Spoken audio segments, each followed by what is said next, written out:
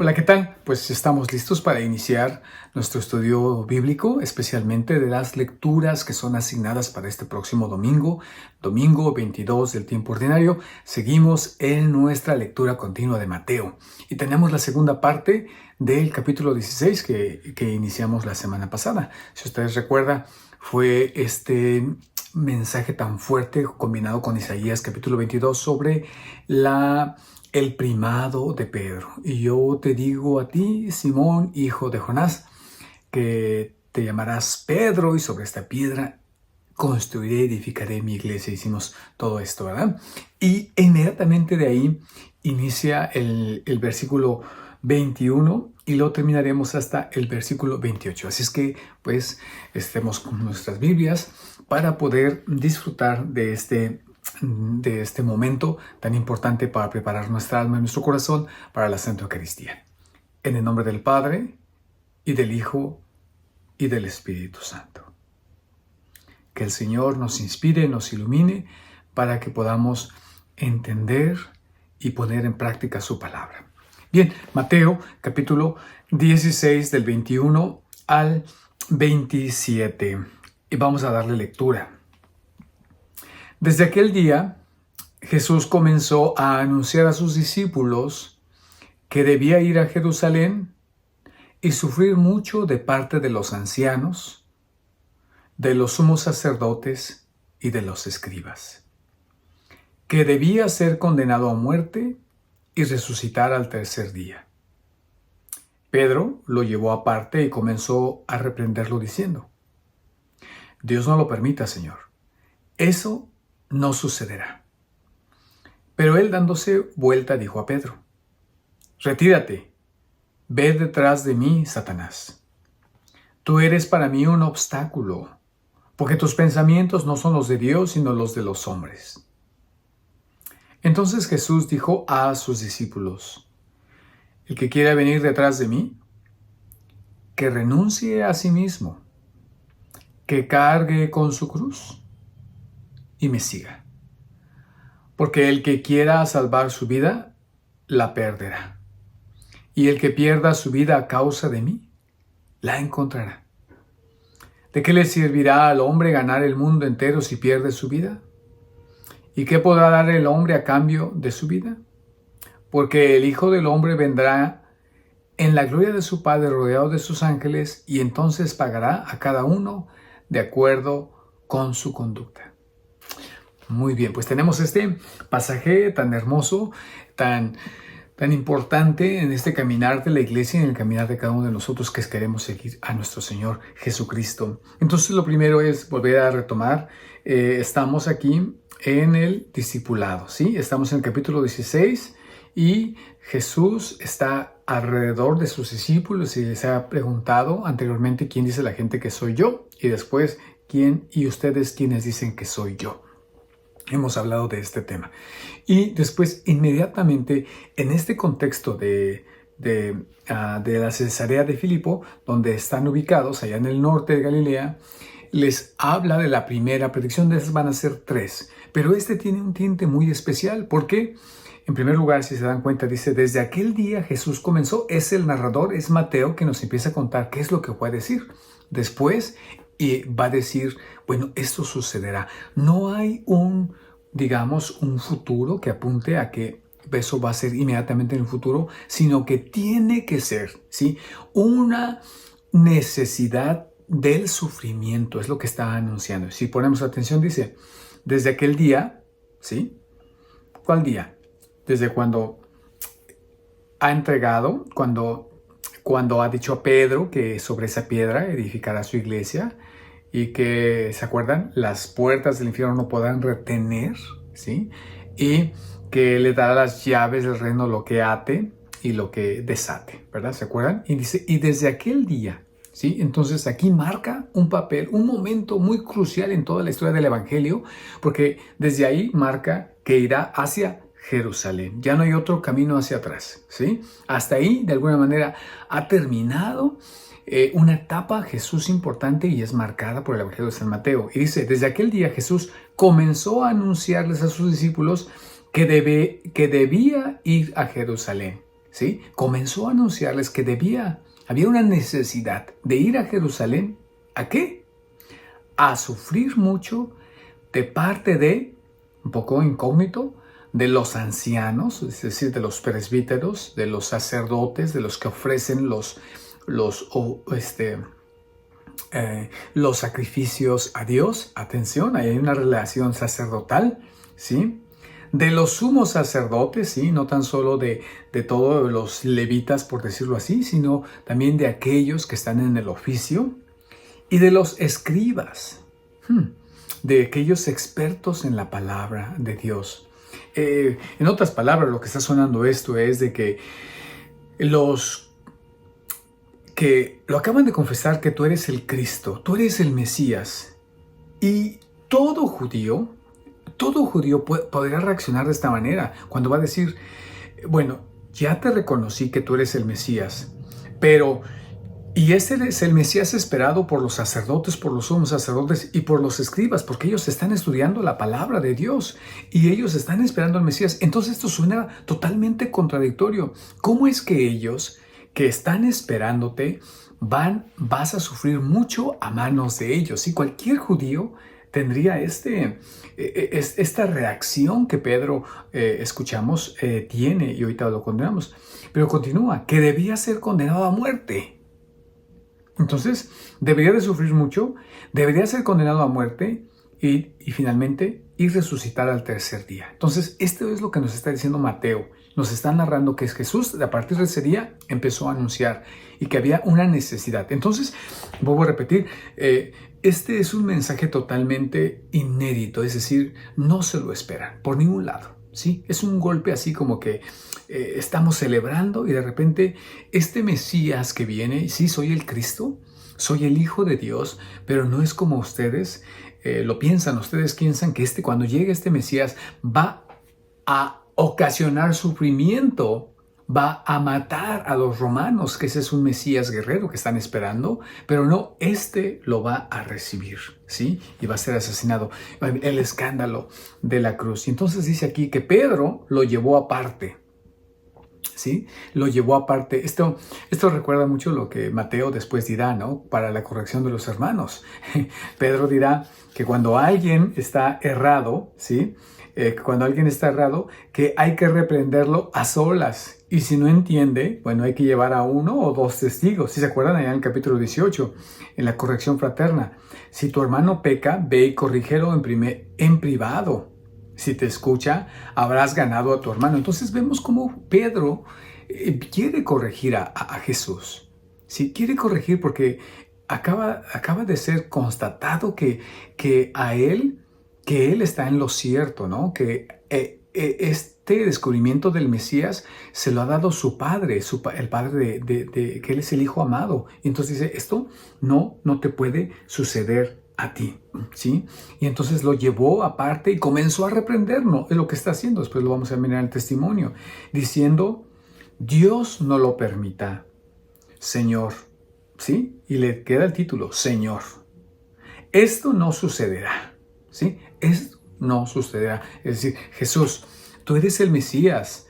Tú eso déjaselo a alguien que no es el Mesías, que es suplantador, que quiere hacerse pasar por el Mesías. A ese sí le va a ir mal, como a otros que querían hacerse pasar por el Mesías. Entonces lo que está diciendo, y dice, pero él, dándose vuelta, dijo a Pedro, yo me imagino, ¿no? Que lo toma aparte y le empieza como a decir, ¿no? Eso no te sucederá, pero dice que se dio la vuelta, es decir, enfrenta. Lo está llevando aparte, lo está queriendo corregir aparte por caridad humana. Eso es lo que está haciendo Simón Pedro.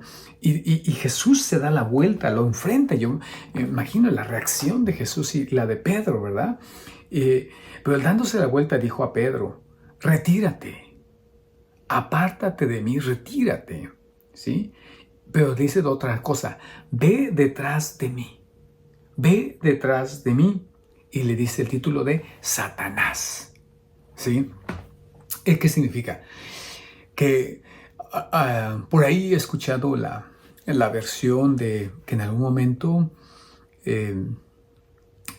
así como Pedro, y esto es algo pues difícil, así como Pedro, y es algo fuerte, ¿no? Así como Pedro era capaz de escuchar, de ser tomado por Dios Padre, de ser un recipiente tan hermoso, así también en esa facilidad también el demonio podía tocar su corazón, ¿sí? Después en Lucas, en el capítulo de Lucas, va a decir, mira Pedro, que el demonio ha pedido permiso, ¿sí? Para sangolotearte, para lastimarte. Y cuando salgas de ahí, o sea, es decir, sí le van a dar el permiso, ¿sí? Y entonces aquí le están diciendo, eso es precisamente en el capítulo 4 de Mateo, cuando el demonio le está poniendo las tentaciones, ¿verdad? Entonces, de alguna manera, Jesús no tan solo le dice Satanás a Pedro, sino que le está hablando directamente al demonio en Pedro, porque Pedro se ha dejado tocar. De alguna manera, a veces esto es algo que lo digo con tiento, porque a veces pensando que estamos haciendo el bien, pensando que estamos actuando bien, no estamos siendo instrumentos de Dios, sino muchas veces estamos siendo instrumentos del mal. Yo me pongo a pensar, por ejemplo, de los debates, ¿no? Los debates que hay. Y he visto algunas personas muy sinceras, por ejemplo, de pro-choice, que significa que están a favor del aborto, y algunas personas que son de transgender. Y en verdad, algunas, no todas. He visto que algunas personas son muy sinceras, que verdaderamente creen que es un derecho de la mujer, que realmente es un derecho de la persona, pero que no se dan cuenta que están siendo manipuladas por el mal totalmente. Y este es como el ejemplo que quiero poner con Pedro, que él cree que está actuando de buena razón y que está queriendo caminar con Jesús, pero aquí hay una influencia totalmente del mal, como lo habíamos comentado la semana pasada, y entonces Jesús se voltea y entonces le dice, apártate, ve detrás de mí, y le dice el nombre, Satanás. Entonces aquí hay como un doble movimiento, ¿verdad?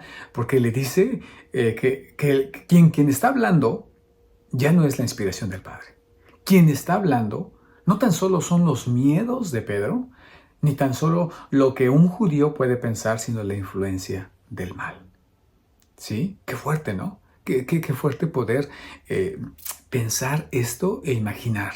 Y cómo Dios, en medio de su sabiduría, nuevamente en medio de su sabiduría, como en la homilía yo decía, si yo a alguien le quisiera entregar las llaves del reino, se las entregaría a Juan. Pero Jesús, en medio de su sabiduría, porque Él es Dios, Él sabe por qué permitió que fuera zarandeado por el demonio. Y aquí vemos algunas de las veces donde es zarandeado. Le dice, ve detrás de mí. En la traducción que vamos a escuchar en español, en la liturgia de la palabra, no tenemos esa traducción. El que dice, apártate de mí, Satanás, ¿sí? Y no hay un doble mensaje, no dice, nomás dice, apártate de mí, Satanás, pero aquí le dice, apártate y ve detrás de mí, Satanás, ¿sí? Entonces vemos como un doble giro donde retírate, ve detrás de mí, Satanás. ¿Esto qué significa entonces? Entonces estamos viendo que va a decir, ¿qué significa esto? Es decir, le dice, tú no puedes ir adelante de mí, Pedro. ¿Sí? No puedes ir adelante de mí porque cuando tú quieres ir adelante de mí, quieres ser como Dios o mejor que Dios. Y eso es un rol que quiere hacer el demonio. Tú no. Tú ve detrás de mí. Tú ve detrás de mí y sígueme. ¿Sí? Entonces, retira a Satanás de la influencia que está haciendo con Pedro. Y le dice, retírate y ve detrás de mí, ¿sí? Y después va a decir qué más va a hacer. Entonces, aquí retoma el nombre de Pedro de una manera muy interesante. Tú eres para mí un obstáculo, le va a decir. Tú eres para mí un escándalo, eres una piedra de escándalo. Eres una piedra en donde yo puedo construir mi iglesia, pero también donde se puede uno sucumbir, donde uno puede caer, vuelvo a repetir, creyendo que está haciendo el bien. Cuando se quiere hacer el bien, no tan solo tenemos que pensar en la finalidad, porque a veces decimos, la finalidad justifica los medios, ¿sí? Porque yo quiero hacer esto, entonces no importan los medios. No, ¿sí? No. La finalidad no puede justificar los medios de ninguna manera. Tanto la finalidad debe de ser buena como los medios deben de ser positivos. Por ejemplo, voy a decir, pues yo quiero hacer esta caridad, quiero dar este dinero, pero ¿cómo puedo hacerlo? Pues voy a robar. Voy a robar para poder dar esa caridad. Voy a extorsionar, voy a ser corrupto para poder dar. No se puede. ¿Eso es la finalidad buena? Claro, ayudar, compartir, pero nunca bajo una acción perversa o negativa. Y entonces aquí encontramos como que dice, tú eres para mí un obstáculo porque tus pensamientos no son los de Dios, sino los de los hombres. Y esto reafirma que cuando le dice, y sobre esta piedra edificaré mi iglesia, está reafirmando no en la capacidad de Pedro, como lo vimos la semana pasada, no en que Pedro es un superhombre, no, sino en esa capacidad cuando él es capaz de escuchar al Padre, cuando él es dócil al Padre, no cuando anda queriendo caminar adelante, no cuando él cree que tiene, que él lo sabe. Y esa es una actitud del discípulo. Y después de eso, cuando corrige a Pedro, ¿verdad? Y expulsa a Satanás de esa influencia que está haciendo con Pedro, le dice, entonces Jesús le dijo a sus discípulos, el que quiera venir detrás de mí, que renuncie a sí mismo, que cargue con su cruz y me siga. Aquí son unos elementos muy importantes, ¿verdad? Entonces le está diciendo, después de decirle a Pedro, a ver, tú eres un discípulo, ¿sí? Y tú vas a aprender de mí. Tú no trates de enseñarme, Pedro, pero no en el orgullo, sino el porqué de la encarnación es porque yo vine a enseñarles un camino diferente. Porque el camino de los seres humanos es evitar a todo posible el sufrimiento. Pero esto ya no es posible. ¿Por qué ya no es posible? Porque vivimos bajo la influencia del pecado original. Si viviéramos en el paraíso, no habría necesidad de sufrimiento. Pero no, vivimos después de la caída. Y en esta caída, la única manera, lo voy a decir así, la única manera de evitar el sufrimiento es asumiendo tanto más como pueda yo mismo el sufrimiento. Voy a poner el ejemplo de una pareja. Entre más yo quiera dejar de sufrir, más voy a infligir un sufrimiento en la otra persona. ¿Sí? Entre más yo quiera evitar, entre más yo quiera estar cómodo, entre más yo quiera vivir como alguien soltero, la pareja será quien lleve la parte más difícil. Y cuanto más yo absorba el sufrimiento, entre más voy a dejar que la persona, ¿verdad? La otra persona pueda vivir de una manera más cómoda. De aquí no hay una receta. De aquí, bueno, obviamente hay etapas, hay momentos, pero cuando Dios le dice a Adán, pronuncia de una manera increíble, no conviene que el hombre esté solo, dice, haré una pareja ideal para él, una pareja ideal que pueda compartir los sufrimientos juntos, ¿sí? De alguna manera, no quiero alargarme porque no quiero que esto sea la homilía. Lo que quiero es que sea una reflexión más profunda, más teológica y que ustedes vayan sacando sus ejemplos, sus conclusiones. Pero de alguna manera ahí lo dejo, ¿sí? Y entonces le va a decir acerca de la piedra. Dice, no te atravieses en mi camino. Dice, más bien sigue el camino de la cruz, ¿sí? Sigue el camino de la cruz. Aquí quisiera hacer algunas notas muy importantes y después ir a la primera lectura que creo que es muy necesaria. Dice, entonces le dijo a sus discípulos, quien quiera venir detrás de mí, ¿sí? Que quiera ser mi discípulo, ¿sí? Que renuncie a sí mismo, cargue con su cruz y me siga, ¿sí? El que quiera seguirme, ¿sí? Va a haber como una repetición, pero no lo es. Dice que cargue, que renuncie a sí mismo. Esta negación de sí mismo, sí, esta negación de sí mismo es que dejo de ser el centro de la vida, que dejo de ser que yo no soy el centro de esta gran película, de este gran drama, de esta gran historia que es Dios. Entonces, renunciar a mí mismo, negarme a mí mismo, no es como una falta de autoestima o como un tipo de depresión, no. No es de que yo no valgo mucho, no, sino es que realmente ubicarme quién soy yo y quién es Dios, que Él es el teodrama, como decía Bones Balthasar, ¿no? El gran teólogo. Y entonces, ese negarse, ¿verdad? Es decir, que necesito desear, ¿sí? Necesito desear como Dios desea. Necesito aprender a desear como Dios desea. Necesito desear lo que Dios ha querido hacer en mí que se construya, ¿sí?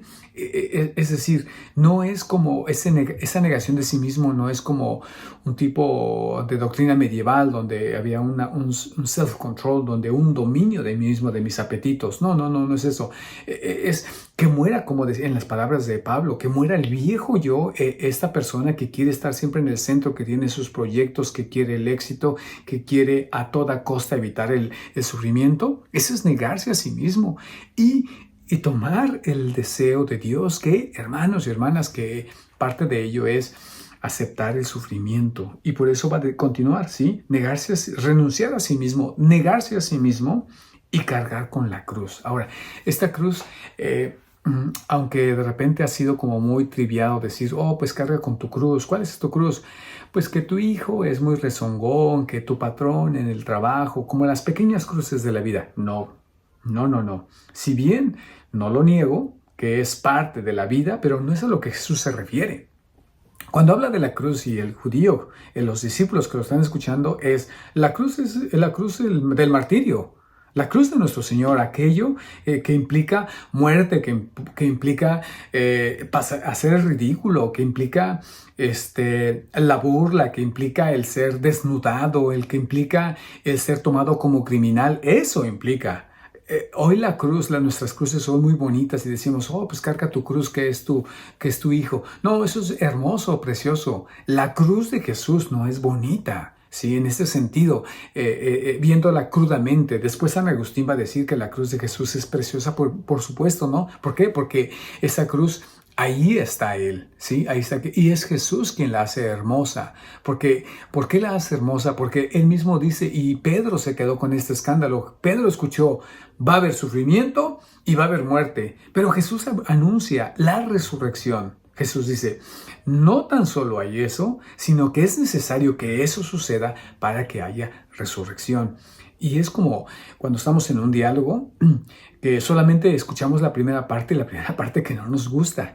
Y entonces de ahí reaccionamos, pero inmediatamente, ¿no? Reaccionamos y dice, a ver, no has escuchado todo el mensaje. Es necesario morir para vivir. Es necesario sufrir, morir para resucitar, para una vida nueva. Aunque no quiero que sea esto homilia, pero pues a veces el sufrimiento, especialmente por ejemplo hoy día están todos nuestros hijos en la escuela, les gusta hacer la tarea, les gusta leer. A la mayoría no.